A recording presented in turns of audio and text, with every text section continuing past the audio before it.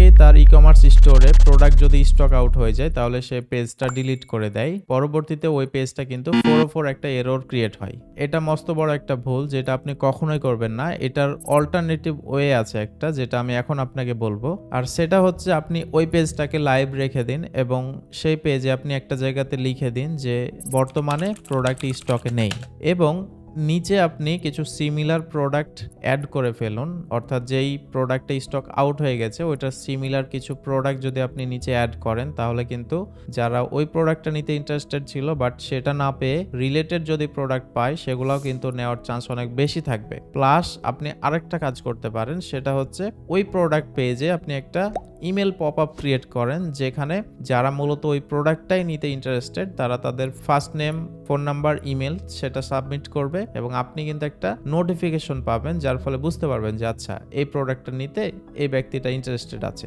পরবর্তীতে আপনি যখন ওই প্রোডাক্টটা স্টক করবেন তখন তাকে আপনি যদি একটা ফোন কল করেন অথবা ইমেল করেন তারা কিন্তু ওই প্রোডাক্টটা নিতে অনেক বেশি ইন্টারেস্টেড থাকবে। সো এই ছোট্ট একটা ট্রিক্স যদি আপনি কাজে লাগাতে পারেন তাহলে অবশ্যই আপনার যে ট্রাফিক আসছিল ওই পেজে তারা কিন্তু থেকে যাবে এবং আপনার সিমিলার প্রোডাক্টগুলা ওই পেজের মাধ্যমে কিন্তু সেল হওয়ার চান্স থাকবে। এছাড়াও ওই প্রোডাক্টটা যেহেতু স্টক আউট হয়ে গেছে পরবর্তীতে যখন স্টকে নিয়ে আসবে তখন কিন্তু ইজিলি আপনি অনেক পিস সেল করে ফেলতে পারবেন।